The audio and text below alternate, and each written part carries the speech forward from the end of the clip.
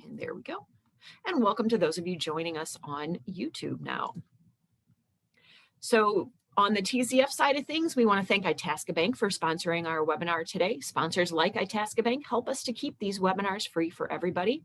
Contact me for more information on sponsoring future webinars. After this webinar, you're going to be taken to a page with a whole bunch of resources on things you might be interested in, like our native plant guide, rain barrel information, and so much more. Actually, I just realized that's usually the case. In this case, you're going to be taken to the Shed Aquariums page on plastics. So if you are interested in learning more about native plants and rain barrels and things like that, you can visit our website at theconservationfoundation.org. I encourage you to donate to both the Shed Aquarium as well as the Conservation Foundation. That helps us to keep these webinars running and helps to keep them free. And we do so much more than just webinars. Visit our website to find out about the wide variety of things that we have to offer. So as I mentioned, we've been doing these webinars every week, almost every week for the last year. We've got some really great upcoming webinars. So next week, I will be back to talk about winter backyard bird watching. So if you saw my bird watching webinar in the summer, we'll be talking about some of the same things, except focusing on winter birds specifically. And then on February 17th, we are going to be joined by the Illinois Extension and talking about improving soil naturally.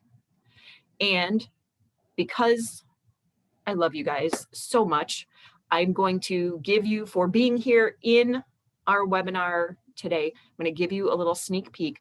March 3rd, 1 month from today, we are going to be joined by Chris Benda, the Illinois botanizer, who will be talking about hidden natural treasures of Illinois. I'm so excited about that one, you guys. Chris is an awesome speaker, and I cannot wait for his webinar. It's going to be so exciting. I was so glad we were able to secure him for our webinar. So with that, I am going to turn it over to Jacqueline Wegner with the Shed Aquarium, and let's hear all about how we are tackling plastic pollution. Awesome. Thank you so much for that introduction, and thanks for having me. I love being part of this series. It sounds like you have such a great group of folks who've joined today, and love hearing the whole lineup that you've been presenting as part of your series. I am going to go ahead and start sharing my screen here. If I can find my presentation. Oh, there we go. Sorry, hold on just a second. Okay, there we are. So I'm going to get into presentation mode. All right. Thank you for your patience. Cool. All right, so our topic of the day, tackling plastic pollution in the Chicago region. I am leaving lots of time for Q&A at the end, and especially with this really engaged and really diverse, smart group. I would love to take your questions at the end. So feel free, as was mentioned, to drop them in the chat, and we'll definitely have time for those. My name is Jacqueline Wegner. I'm the Director of Conservation Action at Shed Aquarium. And so plastic pollution is one of the environmental issues that I work to tackle. I also do work on habitat revitalization and sustainable seafood and climate change. A lot of connections between those different issues, but today we'll be focusing on plastic pollution. My framing is around the Chicago region, but as you guys will see, so much of this is about broader systems in place. And so it's really not just too focused on Chicago. Hopefully it will be pretty applicable to folks who are from elsewhere. So I'll look at what I'm going to be covering today. Excuse me, a deep dive into the problem of plastics. Definitely have to look a little bit more at the issue to understand it so that we can figure out the best solutions at hand. And then I will talk about how there are many sources, which helps us to have many solutions that we can work on. I am going to talk about Shed Aquarium's Let's Shed Plastic initiative and kind of the suite of things that we're doing to tackle plastic pollution. And then again, I'll have plenty of time for Q&A and discussion at the end. So again, starting with a deep dive into the problem of plastics. And believe it or not, I'm going way back. We're going to do a little history lesson and kind of talk about Plastics 101. How did we get to where we are?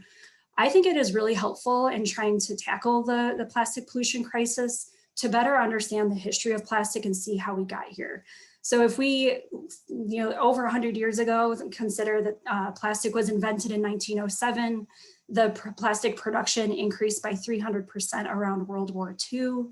It's kind of interesting just to think about, the early stages of plastic and how it was really considered kind of a miracle material.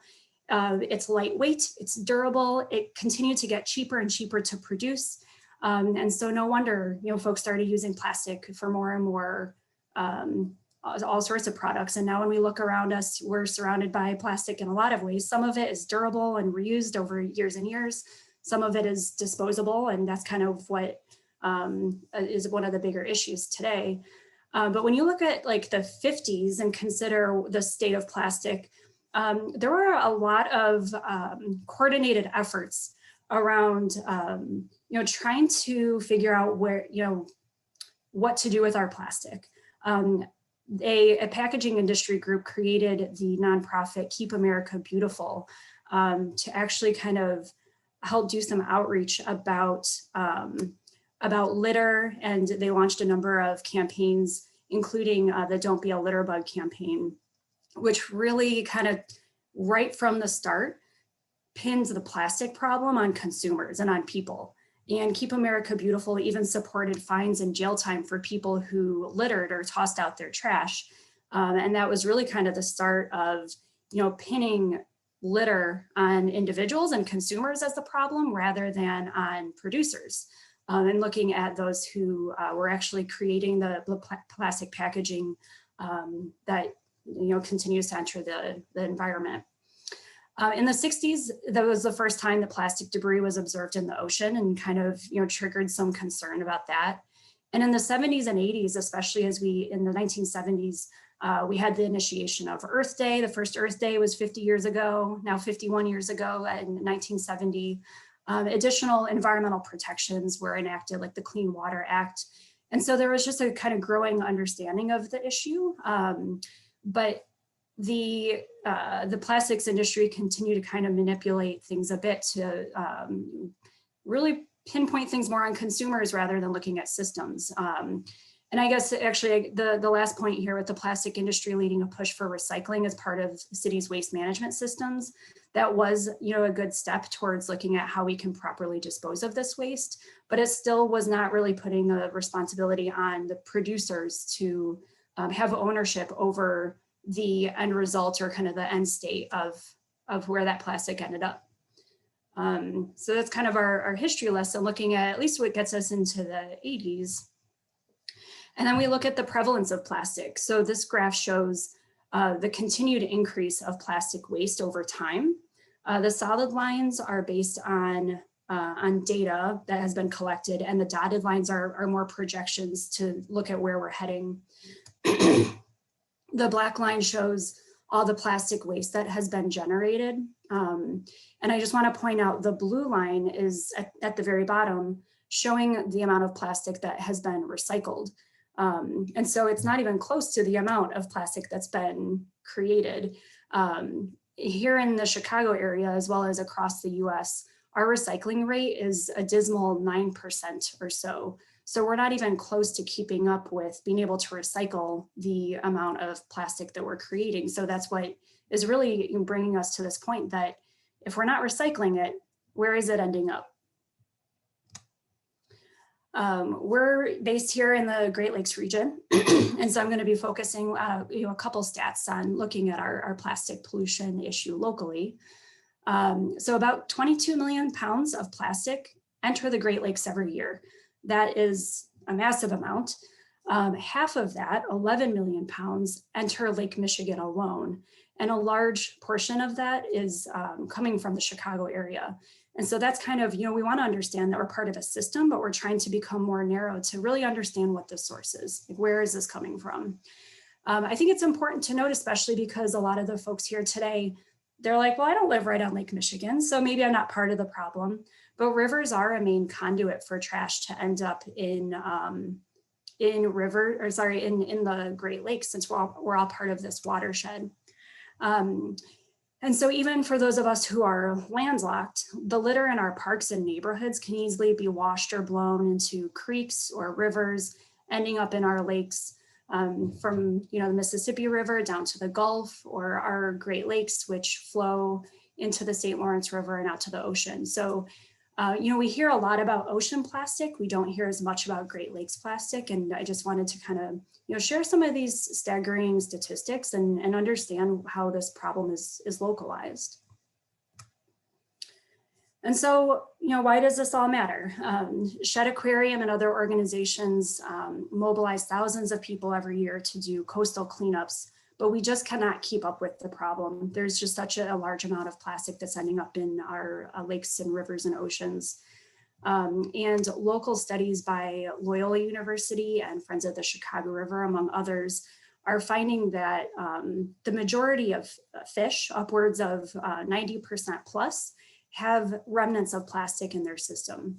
And so from a wildlife perspective and Shed Aquarium's perspective, we're seeing plastic showing up at all parts of the food web, from fish to seabirds. And it's concerning as far as, we consume some fish that come from the Great Lakes and come from the ocean. So what does that look like then for human health? And that's really still an emerging area of research that we're trying to better understand. But we do know that humans consume plastic as well.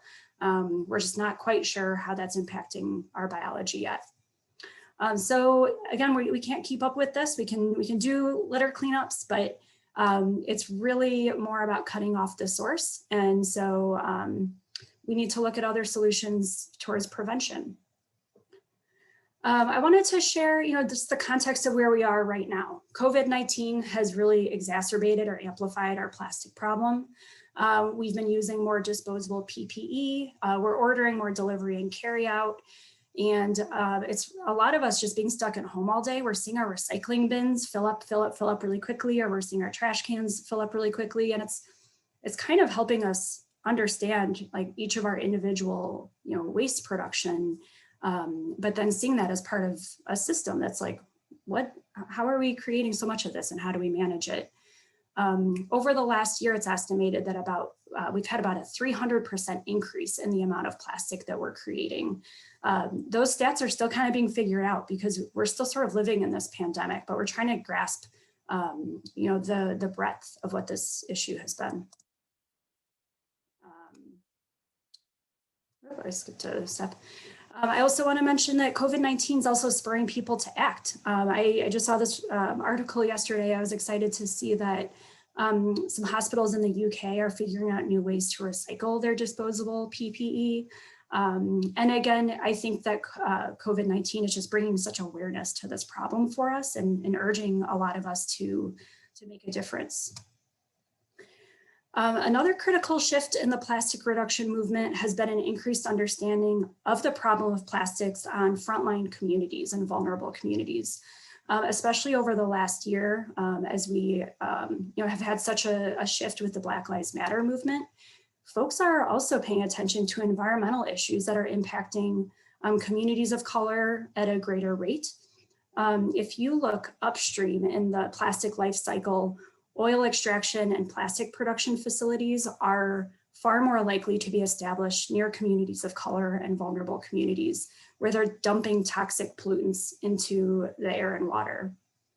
And I also want to share that when you look downstream, once we have that waste that's been produced, a lot of it is impacting, again, vulnerable communities or countries that are less equipped to manage that waste.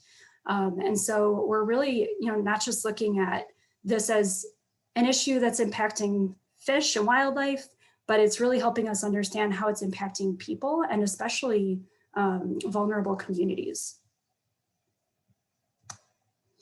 Okay, so a bit of a transition because I've talked a lot about the problem of plastic, and hopefully some of that was, maybe some things that you already knew, hopefully some things that were new to help you understand the context that gets us to where we are today. Because when we look beyond just what an individual can do, it really helps us to see all of the different solutions that are at hand. And I think that there are times that it can feel, a little bit disempowering when you're like, I'm doing the right thing, I'm buying in bulk and I'm recycling. But there are a lot of other solutions at hand that I want to highlight with you guys today. I'm kind of categorizing these things as individual actions because I don't want to downplay those. Those are so important. Removal and reduction efforts and collective solutions. So I'm going to run through a few of these. Individuals, a lot of you shared some great examples at the start of the webinar of ways that you are reducing your plastic use. So you are maybe refusing plastic when you can, maybe turning down a plastic straw back when we were dining in restaurants, or turning down a plastic bag if you're able to use your own tote bags and bag your groceries in grocery stores. So reducing our own use of plastic is a huge, huge step. We can also individually advocate for more sustainable practices and policies. And I'll talk about that a little bit in these next couple things, but it's kind of advocating for the bigger solutions and advocating to show that you want to have better systems in place, that it's important to you and that you care about plastic pollution solutions. And again, something that is a theme that kind of came up with a lot of you sharing your examples of ways that you're reducing plastic. Voting with your dollar is huge. Choosing, if you're standing in the grocery store, a lot of times I'm kind of the weird person. I see all of these, pasta sauce options, and I'm kind of tapping to see, is this one glass or is this like a clear plastic? Because I'm going to opt for the glass, which I know can be much more effectively recycled. So I'm voting with my dollar, kind of selecting the more sustainable option while I'm just there in the grocery store aisle. There are lots of ways to do that when we think about even about bigger purchases, like purchasing a car, or things that you can do as far as home. Well, I guess I'm thinking a little bit past just plastic, but I'm thinking about other sustainable solutions that that we can, when we put our money into those things, we're making a huge impact and showing that that's a priority for ourselves and for our communities. Removal of trash from urban areas in the environment. I talked about that's definitely a problem or a solution. I loved hearing from the Chicago Park District installing things like sea bins or like marine trash collectors, because that is definitely something that we could have more infrastructure built into our marinas, our rivers, and things like that. And then also volunteer cleanups. Shed Aquarium loves leading cleanups. We do have a huge impact by being able to remove trash from the environment.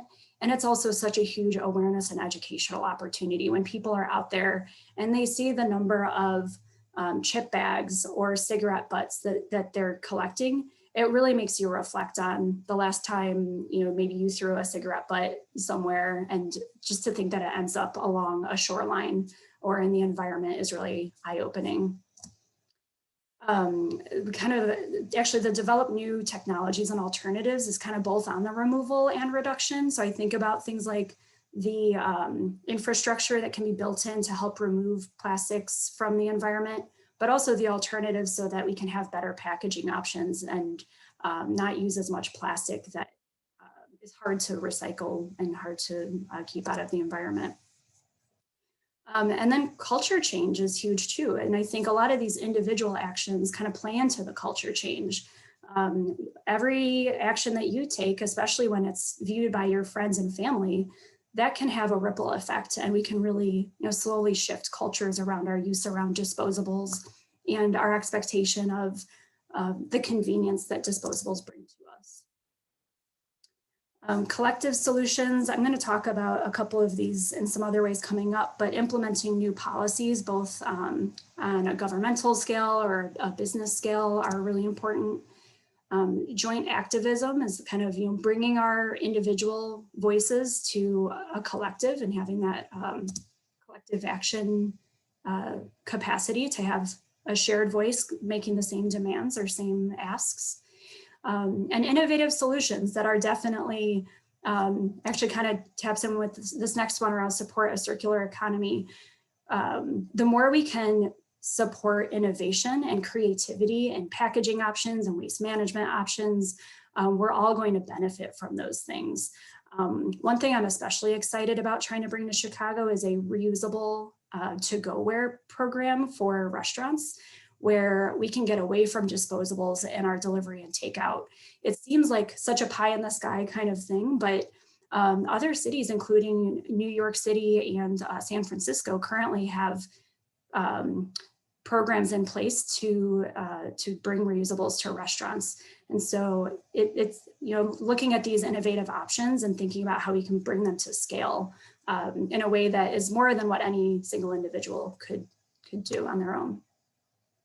That kind of brings me to my next slide here, which I want to just reference how Shed Aquarium works with a lot of different organizations. This is a handful of Chicago organizations that we're partnering with on public education, relationship and power building, and advocating for meaningful policy change to reduce plastics.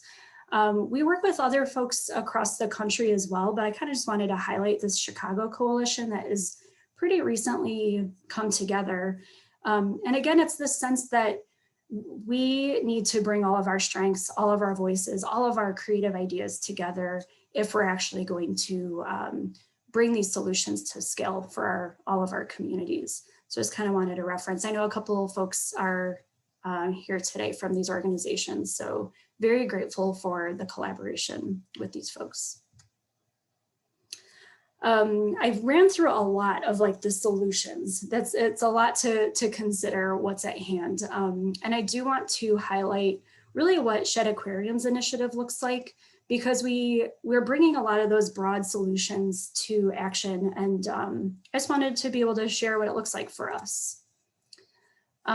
This little graph or pie chart is Shed's approach to tackling a lot of different conservation issues. I mentioned at the start of the webinar that as the Conservation Action Director, I also work on things like climate change and sustainable seafood and habitat revitalization. With all of the issues that we're trying to tackle, we try to think about what are the ways that Shed Aquarium can make a difference and kind of drive the needle, drive change. So we do action and education. We work on policy and advocacy, scientific research to better understand the problems, sustainable operations, like how can we as an organization or as a business actually help contribute to solutions. And we also do animal rescue and rehab. So actually getting out in the field to help wildlife that is endangered, whether it be from plastic entanglement or other issues. And so these are all the things as an aquarium that made sense for us to do. And I'll kind of share some examples of these different things, but just kind of want to share how we're trying to leverage all of our strengths as the kind of organization that we are, the kind of experts that we have to try to make a difference. So some of this might be applicable to some other organizations or people or you and your community, things that you can do. I just want to share some examples. Shed is working towards becoming a zero waste institution ourselves. For many years, we have been switching to reusable and compostable options in our cafes and gift shop. And we are currently at around a 78% diversion rate from landfill. So that means the majority of our waste is being composted or recycled or reused. And so we've really done a lot to reduce our own kind of plastic footprint. And we also foster a culture of sustainability across our staff and across, opportunities with our animals. This is one of our sea lions who got trained to recycle a plastic bottle as part of a demonstration. So it's kind of an enriching thing to have our animals be part of this, but it's also a fun way for us to educate and connect people to, the animals that we have in our care, that we want to be able to take the best care of their wild counterparts as well. And so, of course, reducing our plastic footprint is a huge part of that. I've mentioned a couple times that we host coastal cleanups along the Lake Michigan and Chicago River shoreline. And 2020, as we know, was an odd year. So I opted to just share 2019 stats because I think they're a little more indicative. We did do a handful of coastal cleanups in 2020, but there were some restrictions to how much we could do with volunteers, as I'm sure you all understand. But in 2019, we worked with volunteers to collect over 2,150 pounds of trash off these coastlines. And we also planted over 6,750 native plants. So again, a great way to make an impact on removing trash and also then restoring and caring for the habitat in these aquatic environments. We also do work right on the Chicago River, so not just along the shoreline, but we have a program called Kayak for Conservation, where we bring people out on kayak to do a number of conservation-related projects. But one of the big projects we do is litter collection and then documenting the types of litter that we find. I mentioned that one of SHED's approaches to making a difference on conservation issues is contributing to scientific research. And we are part of a Chicago River Litter Task Force. It might be kind of small, but you can see some of the other partners there: Friends of the Chicago River, Loyola, Mars Wrigley, REI, and Waste Management. We're all working on, when we do coastal cleanups, documenting what we're finding and then sharing that with a researcher at Loyola University who's helping to consolidate that data and help us understand it. What's really important, I started this presentation talking about the problem of plastic. We need to better understand the problem so we can tackle it. In the Chicago River, we need to understand where that litter is coming from. Is it mostly coming from litter, from combined sewer overflows? Is it food packaging? Is it shipping packaging? The more we can understand about it, the better we'll be able to address it. So look for our Kayak for Conservation program come spring. It's a great way to get out and make a difference for the river and have fun seeing wildlife and getting to learn more about the river's ecology. We also, as Shed Aquarium, we have the ability to do a lot of education. We have exhibits, we have programs, we create tools for people to take action. These and others are on our website if you're interested in having things like our pocket action guide for reducing plastic. That's what's kind of in the middle. You can see like the front and the back of that. On the left is like a little door hanger for putting on your door as you're heading out. You remember your phone, your keys, your wallet, and your reusables. Trying to reduce barriers for people so that we can make it easier and easier for them to to reduce their plastic and not have anything like, oh, I always forget my reusable X. So always trying to find ways to make it a little bit easier for folks. So through all of this education, we're definitely kind of working on that culture shift and raising awareness about solutions. A lot of us grew up learning the 3 R's of reduce, reuse, recycle. And we've been kind of done a little spin on that to change it up. Especially, kind of noting that recycling is part of the solution, but it's definitely still a flawed system. Where can we channel our energy? So we've been promoting these 4 R's for people to take action.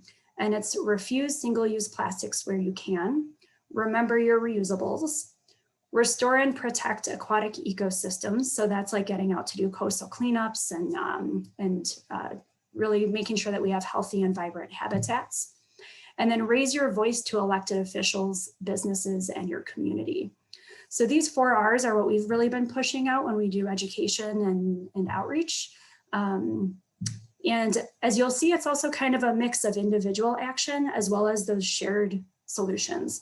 So what we're really trying to do is help all of us kind of contextualize our plastic problem, that it's not just about me and all the plastic that I'm using, but that we're part of a community of folks trying to make a change. So not only can we reduce our use of plastic, but we can restore and raise our voice and find some of these other action steps too. In the spirit of looking at some systems that can be improved, we also have a history of collaborating with restaurants on sustainable solutions. A few years ago, we launched a program called Shed the Straw. And our ask to restaurants and partners was to only serve straws on request and to also switch to compostable or reusable straws in their operations, like at their bars or their restaurants. That program was really successful. We helped to raise a lot of awareness, and we had over 300 businesses that signed on to commit to shedding the straw. But what we quickly realized was we needed to get past the straw. That was something that for a lot of people, it was easy to opt out of, but we needed to make a bigger impact and look at other plastic items. And so we are gearing up to launch a new restaurant collaborator program. We're actually going to be launching it later this month in February. And it's called Let's Shed Plastic. And we will be working with restaurants a little bit more broadly to reduce plastic across their operations. Now you might be thinking, like, we're still living in a pandemic, restaurants are really struggling right now. And so what we're doing at this point during our launch is just asking restaurants to join us. Give it, add your name, add your email address to the list of restaurants that want to make a change. A lot of restaurants are already reducing their plastic, maybe switching to compostable options or only serving or providing things in their delivery packages that are requested, like cutlery is an example that a lot of folks don't actually need with their delivery. But at this point with this program, we're inviting restaurants to join us and be part of this movement. And we're going to continue to have things like webinars and networking and learning events and sharing resources with them so that they can continue to take hold of the innovative products that are starting to come to the market and that are starting to come to Chicago. So very exciting stuff coming with the Let's Shed Plastic program. I also want to mention that Shed also works with all of those other partners in the coalition in the Chicago area and other organizations on policy change. And there are really exciting opportunities at the city, state, and federal level to help enact new policies. Sometimes it might be a ban, like banning polystyrene use in restaurants, or sometimes it might be looking at, we've been talking a lot about who is like the most responsible entity of a plastic material. Like some of the legislation that's being proposed is looking at putting more responsibility or onus on the producer. So the company that's actually creating that packaging, that we could have legislation that better holds those folks accountable for where the plastic ends up downstream. And so we're always encouraging people to reach out to their elected officials and raise their voice, raise their concerns around plastic pollution, but also really hoping to advocate for the solutions that are at hand. There are these great policy opportunities that are still being figured out, but hopefully soon we'll have some of these kind of broader policies in place that will help to bring long-term solutions. Again, that'll help take it out of the consumer's hand and make it easier for all of us day to day to reduce our plastic, because there can be better systems that support that.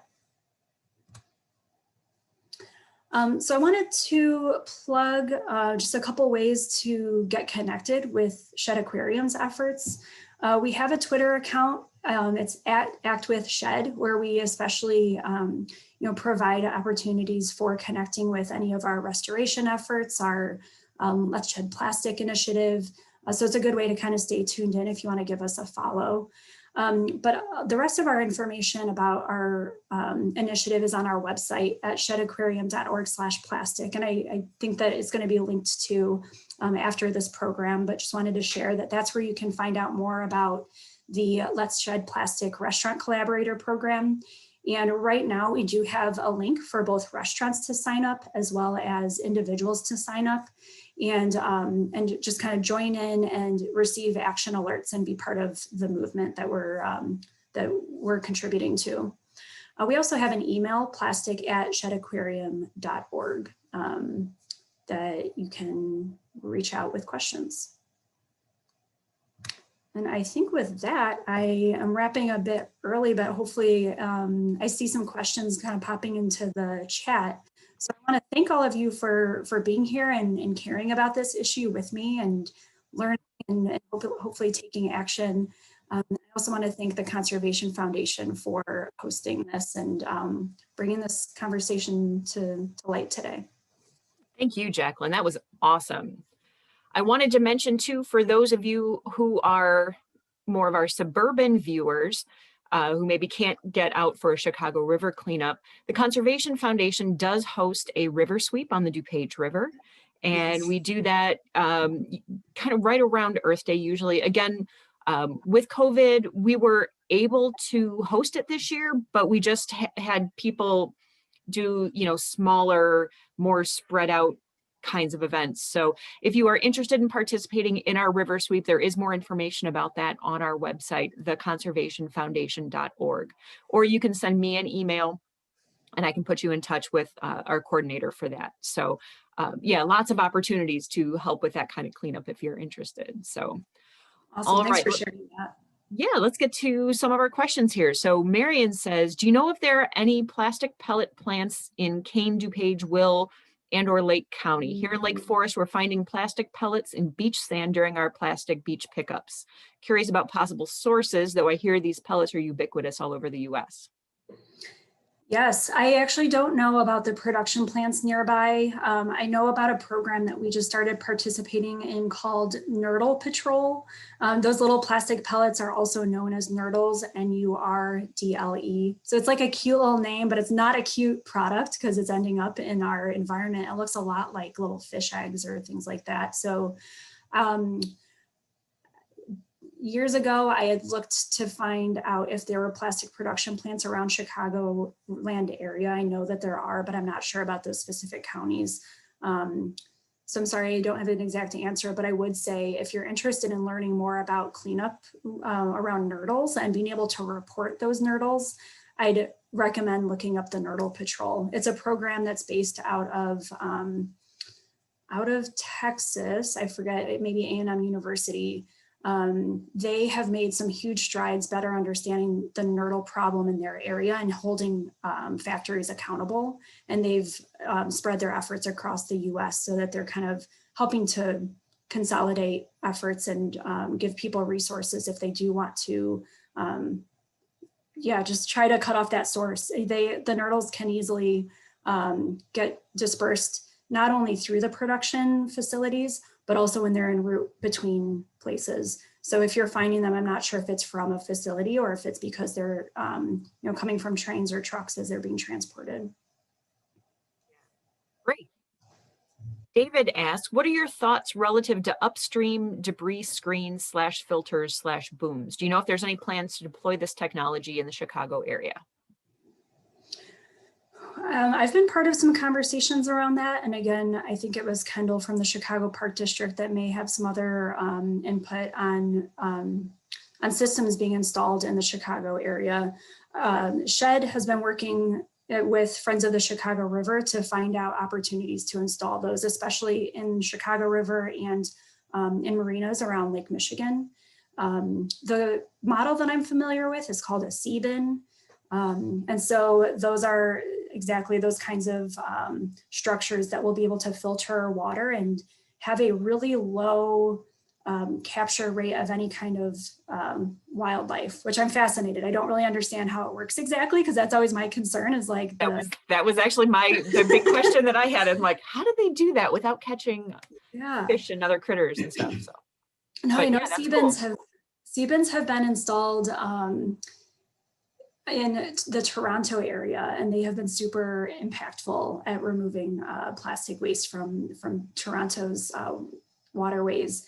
And I know there are things like, there's like Mr. Trash Wheel or other kinds of structures that like Baltimore have had great success with. And so I think we are really close to hopefully having things like that around the Chicago area, because it would be great to have an automated way of removing trash from the rivers. Yeah, that's very cool. Susan says, saw a commercial from Coke, Pepsi, and Mountain Dew saying they're using a better plastic for recycling. Is this true? I heard a commercial just last night that was a similar one, and I am not sure. I think the jury is out. I think the tricky thing about plastic to date is that it generally, the more it's recycled, it's recycling with plastic is actually kind of a misnomer. More often it is downcycled rather than recycled. The quality of the plastic becomes worse and worse as it continues to be recycled. And so, what's that? Similar to paper. Yep, paper, exactly. Aluminum and glass, though, are really effectively recycled and a lot of times being able to be used for the same exact product again. So I'm curious, I don't know enough about the beverage companies that are looking at trying to develop a plastic bottle that can 100% be recycled. I think that's the claim that they're making. And it was the first time I had heard about that. And I'm curious to see what'll come. All right. Marion asks, do you know of any company in our local area getting started making packaging with fungi or mushrooms, or any companies other than IKEA making a policy of transitioning to mushroom packaging?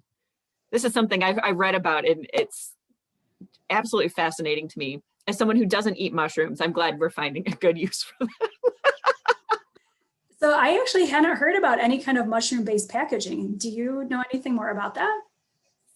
I mean, I don't know exactly, but I remember hearing about it, and it's, I want to say it's almost similar to like a styrofoam or some of that like the molded cardboard-esque type packaging that they make, but because it's made out of mushrooms, it's completely compostable after that. Cool. Okay, I've got to learn more about the mushroom. I know And there are at least like, the corn-based little packaged peanuts and things like that, that it's like, I'd love to see more innovative products come out, but I'm not too knowledgeable about those. those are super fun to play with. Yeah. If you get those, like my son, when he was a kid, always loved getting them because I'd let him pour water over the top of them and just watch them completely dissolve. Yeah. Anyway, David asks, what are your top 3 priorities for 21 to accelerate plastic reduction, water quality improvement, and environmental preservation? More corporate contributions, expanded volunteer programs, beautification campaigns, community engagement, fundraising, education, communication, etc. And how can we support any or all of these needs? Oh, well, that's such a good question and such a big one. I think that this year, I'm really curious to see what new policy opportunities we have. And I have a colleague who more so specializes on policy work. So kind of referencing what her strategy is. But I think with the new Biden administration being very environment focused and especially actually, I think a huge opportunity is to not segment all of these different environmental issues. If we can understand how plastic pollution is part of a broader issue around climate change, and I don't think I really spoke about this too much, but even just the extraction of oil and the production of plastic is a huge contributor to climate change. So I think a huge strategy for SHED and for others is to lump a lot of these efforts together and have better, corporate accountability across the board, whether it's climate outputs, plastic outputs. And then of course, just SHED really doubling down locally within the Chicago area and beyond to work with restaurants and to really generate new community and inspiration, looking for how we can connect the dots to bring new solutions to our region. I know we have a lot of folks here who aren't in Chicago, but the Shed the Straw program, we had restaurants join from Hawaii and Florida and the whole region. So I would love to have, restaurants or businesses from any of your communities to join that and to learn and connect and be part of that community of change. So Larry says, I wish communities would send out a sticker for the inside lid of recycling cans listing recyclable status for all types of plastics and to remind residents as the materials to put in the can. Can't believe how often I see styrofoam sticking out of cans because it's not a recyclable. So if I may for just a second, we did do a webinar because I saw another question on this too. We did do a webinar a few months ago on recycling specifically. And not just plastic, but recycling as a whole. Marta Keene from Will County, who is our recycling queen out here, did that webinar, and she's fantastic. If you go to our YouTube channel, which I encourage all of you to do that, check out all of our past webinars. They're saved there for you to enjoy at your leisure. But you can find that webinar, and she talks a lot about this. This goes back to your waste management company. And there's a lot of confusion and a lot of differences between waste haulers as to what they'll accept and what they won't accept. Generally things like styrofoam, plastic bags, those are kind of universally no-nos. But, whether they accept number 5 plastics or whether they only accept 1 and 2, a lot of that can depend on your company. So that needs to go back to the waste haulers to be more clear on what they can and can't accept, as well as going back to manufacturers and the plastics industry in general on being more clear about what types of plastics things are, what can be recycled and what can't be recycled. Did you have I'll something? just, yeah, I'll add to that and just say one thing that's fascinating to me that I've been learning more about over the last couple of years. Recycling is a business as it currently operates. So the facilities will take in a material and then they sell it to be used again for something else. If there's not a market for that material to be reused, the recycling companies may not accept it. They may have to send it to the landfill where they actually have to pay to send it to the landfill at that point. So they're losing money on that. So some of these things shift. I know early on in the pandemic when the price of oil didn't like go negative for a moment, like it dropped. And so a number of recycling facilities weren't accepting plastics or they just shut down entirely. I know in Peoria, Illinois, it was one of the examples of a recycling center shutting down. It's something that when we look at the system, we all do need recycling to exist. So how can we consider ways that there can be governmental support to make sure that recycling systems will continue to operate, even if markets shift? So it's kind of just an interesting thing. I think, when styrofoam has such low quality, it's low value. And so that's why recyclers don't want to take it. Shed does pay a recycling company to take our styrofoam and recycle it. And I see Linda mentioned Western Springs does styrofoam recycling. So it might be that your municipality or that your business like Shed pays to have it recycled. But generally the municipalities, just your basic residential, they don't want it because it doesn't have value. So that's part of what is kind of the struggle as far as like that recycled material. Like, what do we do with it once it's waste? And so, definitely talk with your local community, your county, and find out what they're doing Yes. as far as recycling. Electronics recycling was a huge thing because at least here in Will County, one of our major electronics recyclers shut down or they stopped accepting things. Hmm. And then we had nowhere to put stuff because you couldn't put it in the trash anymore, but now we didn't have any way to recycle it. So Hmm. fortunately, they scrambled and were able to find a resolution to that. But again, talking with your community, you can find out about some of these opportunities like a styrofoam recycling drop off or Hmm. electronics recycling opportunities and things like that. Definitely. Lisa wants to know, how can local suburban environmental groups get in touch with Shed the Plastic campaign so we can work with Chicago suburban restaurants? Yeah, I would love for you to reach out to our plastic@shedaquarium.org email address or check out our website. We do want to work more with environmental groups. Like if you want to help get restaurants to sign on, we would love to collaborate with you and share the resources that we're creating. So please do reach out and we'll find a way to work together. And another attendee wants to know, how do we encourage cities and towns to go the net zero route? There are objections to stopping plastic bags or buying overpackaged products by stores and so much from restaurants with takeouts.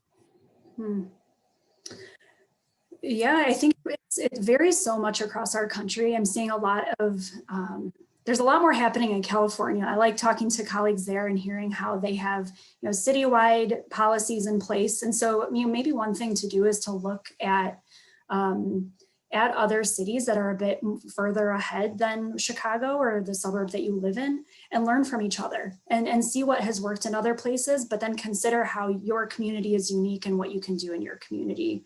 I think, paying attention to the policy successes folks have had elsewhere or practices that they've been able to put in place. That's really what I've been doing, is just getting inspiration from others and then looking at what's unique and special about us that we can cater those solutions to our community. Awesome. Okay, so kind of stepping back to restaurants for a minute. Dolores says she's emailed her favorite restaurants to tell them that she would be happy to pay more for eco-friendly packaging that's not plastic. I think this is another case of what you mentioned, voting with your dollars, right? Yes. Let places know if they don't know that people are interested in these kinds of things, they're not going to take those actions. And I know there's a couple of restaurants locally here that I've gone to that I was overjoyed to see. They're sending my takeout home in a sort of cardboard container as opposed to a styrofoam one. And then to the point now where when I get styrofoam ones, it's kind of like, I wish I brought my own, or, now that we're doing so much takeout, there's not much you can do there, but, just again, voting with your dollars. Somebody else mentioned plastic shopping bags, that with COVID, a lot of places now aren't letting you bring reusable bags. I have found that if I just say I'll bag it myself, they just say, okay. Same here. I think statewide that's been what's allowable, and so grocery stores will let you do that if you bag your own. I love hearing that Dolores has reached out to restaurants to let them know that she cares about this, because restaurants really listen. Especially a lot of restaurants are independently managed, independently owned, and those restaurant owners and managers really do listen to what their customers have to say. One example, I was talking with a restaurant manager recently, and they were saying, we want to cut back on giving plastic cutlery to people. We don't want to be giving that away if it's a waste of money for them. And it's also, a lot of times not being used because a lot of us are just dining at home.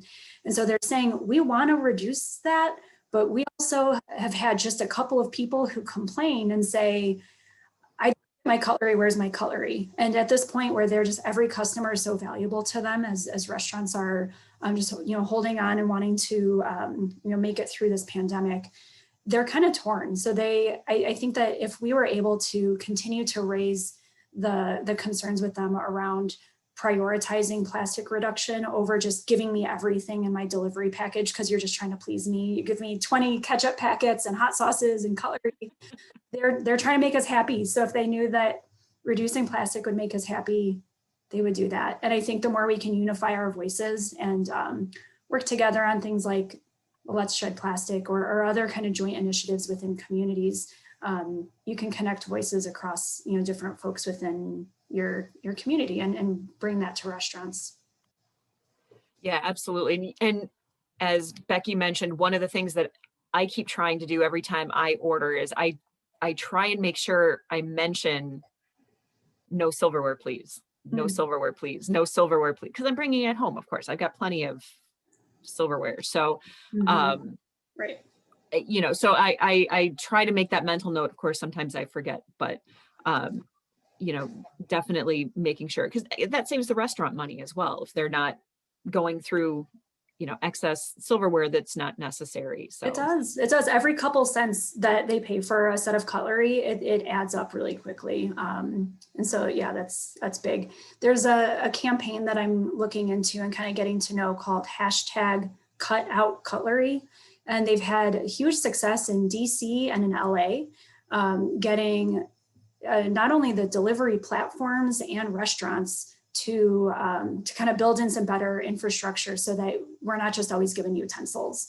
Some of the delivery platforms will have like the opt-in or opt-out of utensils. So that campaign is working to just have better consistency across the board and reduce the amount of cutlery that people are ending up with when they don't want it. So that's a good campaign to look into if anyone's interested. Diane mentions there's an app apparently called Plastic Score that rates restaurants on their plastic use. So I'll have to look into that one. I haven't heard of that one before, so I'll have to look into that. Let's see. So Caitlin says, this was a great talk. Does the shed do any research into or action on microplastics pollution?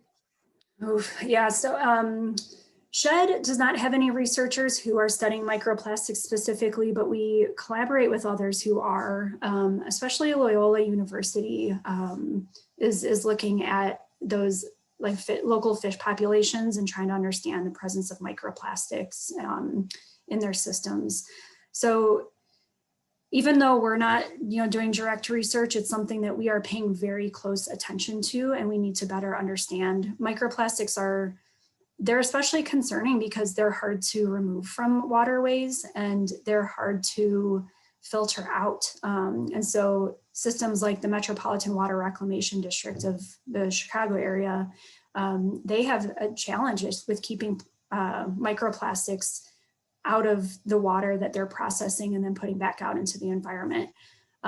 So it's definitely something, we've been talking a lot about food packaging in restaurants, but better understanding microplastics and microfibers is that's a whole other can of worms and something to pay attention to and better understand. So research is important, and then again, helping to know where those things are coming from so that we can work on solutions.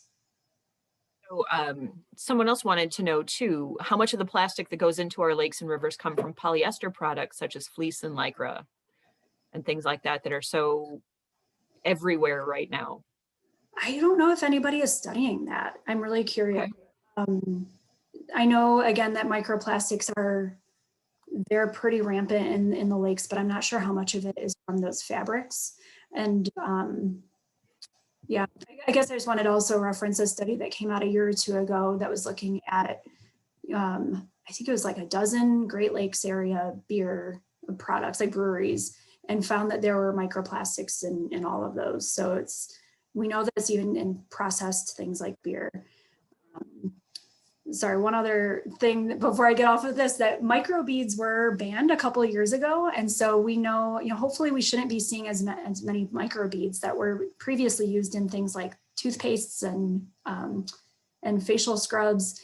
And so I think, again, as we can have some more research on the issue and understand, okay, we know that they're not coming from microbeads because at least that ban was put in place, but where are these microplastics coming from so we can cut off the source?